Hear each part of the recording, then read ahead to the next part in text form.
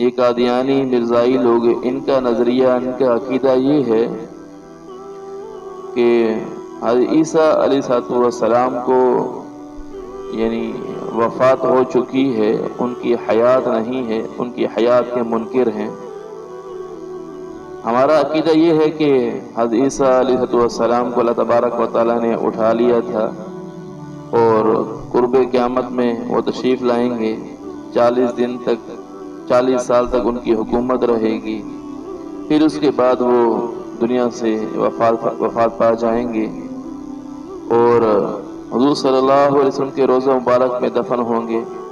3 قبریں بنی ہوئی ہیں، ایک حضور صلی اللہ علیہ وسلم کی، ایک حضرت بکر صدیق رضی اللہ تعالیٰ عنہ کی، ایک حضرت عمر فاروق رضی اللہ تعالیٰ عنہ کی قبر بنی ہوئی ہے، 4تھی قبر کی جگہ باقی ہے۔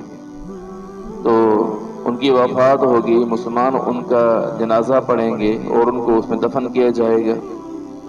تو قادیانی اور مرزائی لوگ اس آیت سے استدلال کرتے ہیں اور کہتے ہیں کہ دیکھو اللہ تبارک و تعالیٰ یہاں فرما رہے ہیں کہ ہم نے آپ سے پہلے کسی انسان کے لیے ہمیشگی نہیں بنائی، تو ان پر بھی وفات ہو چکی ہے۔ ہم یہ کہتے ہیں کہ نہیں، یہ اللہ تبارک و تعالیٰ ہمیشگی کی نفی فرما رہے ہیں کہ یعنی ہمیشہ کسی نے نہیں رہنا، ابھی ان کی حیات باقی ہے، ابھی تک وفات ان پر نہیں آئی، ہاں قرب قیامت میں ان پر وفات ہوگی، یعنی وہ وفات پا جائیں گے۔ ہمیشگی کی نفی ہے، ہمیشہ کسی نے نہیں رہنا، یہ مراد ہے۔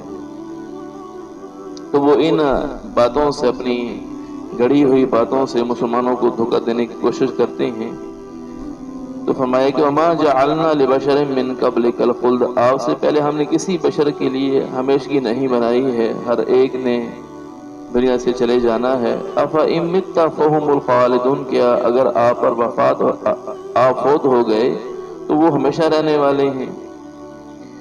تو 2 چیزیں ہیں جو کفار یعنی سوچ بچار کر سکتے ہیں، یا تو یہ ہے کہ جیسے کہ ان کی اس بات کی سوچ رہتی تھی ہمیشہ کے لیے کہ حضور صلی اللہ علیہ وسلم لوگوں کو دعوت دیتے ہیں، توحید کی طرف بلاتے ہیں، اللہ تبارک و تعالیٰ کی ذات کی طرف بلاتے ہیں، شرک سے دور کرتے ہیں۔ تو اب وہ یہ چاہتے تھے کہ حضور صلی اللہ علیہ وسلم پر وفات آ جائے، تو لہذا وفات کے ساتھ ہی، یا تو ان کی مراد یہ ہے کہ وفات کے ساتھ ہی ان کی نبوت ختم ہو جائے گی۔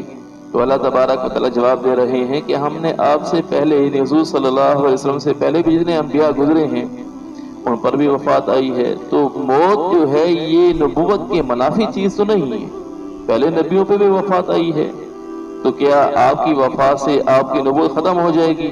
اگر ان کی سوچ یہ ہے، یا وہ یہ چاہتے ہیں کہ حضور صلی اللہ علیہ وسلم پر وفات ہو جائے تاکہ ان سے ہمیں جو ہے راحت حاصل ہو جائے۔ تو حضور صلی اللہ علیہ وسلم کی وفات کے بعد کیا ان لوگوں نے نہیں مرنا ہے؟ انہوں نے بھی مرنا ہے، جیسے وفات نبی پہ آ جائے گی ان پہ بھی وفات آ جائے گی، تو انہوں نے بھی کون سا ہمیشہ رہنا دنیا کے اندر؟ تو اللہ تبارک و تعالیٰ شاہ فرماتے ہیں افإن مت فهم الخالدون، کیا آپ پر وفات آ جائے گی، آپ فوت ہو جائیں گے تو یہ ہمیشہ رہنے والے ہیں۔ کل نفس ذائقۃ الموت، ہر ایک نے موت کا ذائقہ چکھنا ہے، تو موت کی کڑواہٹ یہ ہر ایک نے چکھنی ہے۔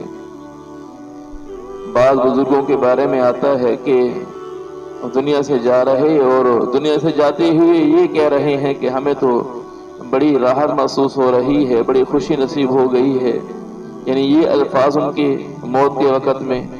حالانکہ یہاں اللہ تبارک و تعالیٰ ارشاد فرما رہے ہیں کہ ہر نفس نے موت کا ذائقہ چکھنا ہے، تو یہ کیا مراد ہوئی؟ کیا یہ ان کے مخالف مراد ہے؟ نہیں، بلکہ جب آدمی کو کسی جگہ کوئی راحت ملنا ممکن ہو آگے کے اعتبار سے، انجام کے اعتبار سے، تو انسان راستے کی تکلیفوں کو خوشی سے سہ لیتا ہے۔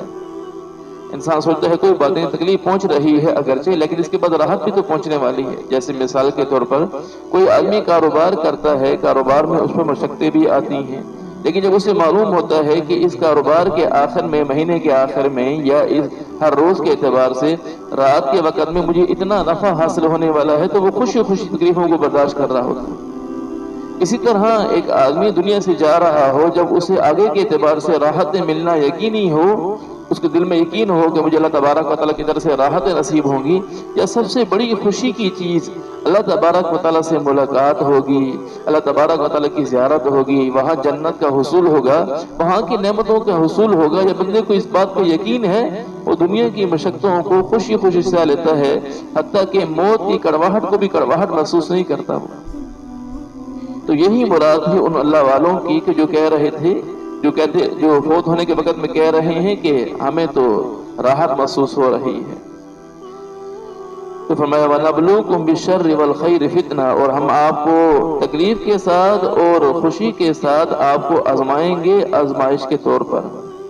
تو اللہ تبارک و تعالیٰ کی طرف سے آزمائشیں آتی ہیں، کبھی راحت کی صورت میں، کبھی تکلیف کی صورت میں۔ آدمی کو ہر حال میں اللہ کے حکم پر چلنا آ جائے، اللہ کے رسول صلی اللہ علیہ وسلم کے سنت طریقوں پہ چلنا آ جائے۔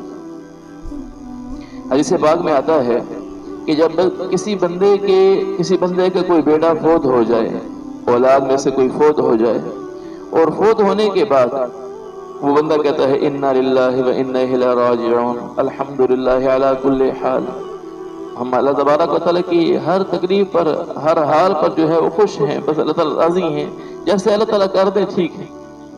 تو فرشتے جب اللہ تبارک و تعالیٰ کی بارگاہ میں حاضر ہوتے ہیں تو اللہ تبارک و تعالیٰ پوچھتے ہیں کہ میرے بندے کی بیٹے کی روح کو تم نے قبض کیا، روح نکالی ہے، تو میرے بندے نے کیا کیا؟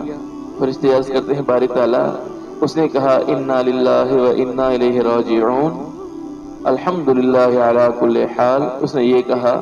تو اللہ تبارک و تعالیٰ ارشاد فرماتے ہیں کہ تم میرے بندے کے لیے جنت میں ایک محل بنا دو، اور تم اس بات پر گواہ رہنا کہ میرے بندے نے اپنے بیٹے کی وفات پر یہ الفاظ بولے تھے۔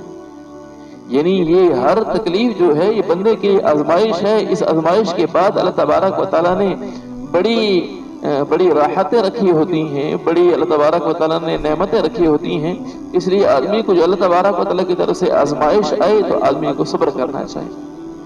اب ہمارے لیے تو بڑی بڑی آزمائشیں نہیں، چھوٹی چھوٹی جس کو ہم آزمائش سمجھ سکتے ہیں بعض دفعہ، کہ مثال کے طور پر شدید گرمی ہے، شدید گرمی کی حالت میں روزے کا حکم آ گیا فرض کریں، تو ایک آدمی اللہ تبارک و تعالیٰ کی اس آزمائش کو قبول کرتے ہوئے روزہ رکھتا ہے۔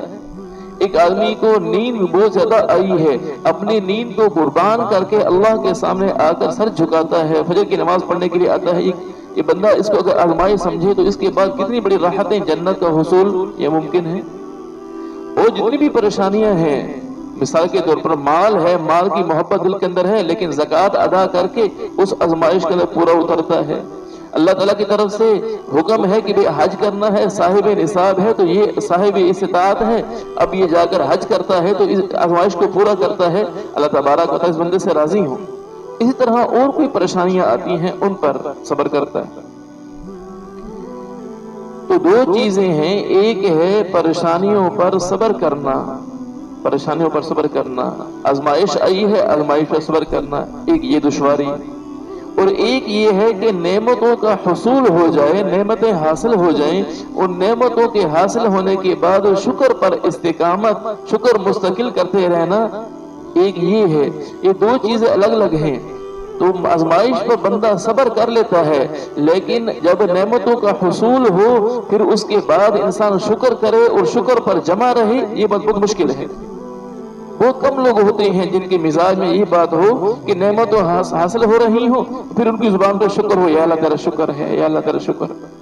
اللہ تعالیٰ حفاظت فرمائے، نعمتیں حاصل ہوتی ہیں اس کے باوجود بھی زبان پر ناشکری کے الفاظ ہوں، میرے پاس تو کچھ نہیں ہے، فلاں پریشانی ہے، فلاں پریشانی ہے۔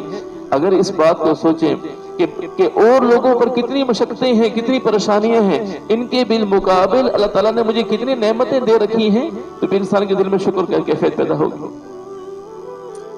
اس لیے نعمتوں کے مقابلے میں اپنے سے کم نعمتوں والوں کو دیکھنا چاہیے، اپنے سے کم نعمتوں کو دیکھنا چاہیے۔ پریشانیوں کے اعتبار سے اپنے سے بڑی پریشانی والوں کو دیکھنا چاہیے کہ ان کو کتنی بڑی پریشانی میں مبتلا ہیں، مجھے تو پریشانیاں کم ملی ہیں۔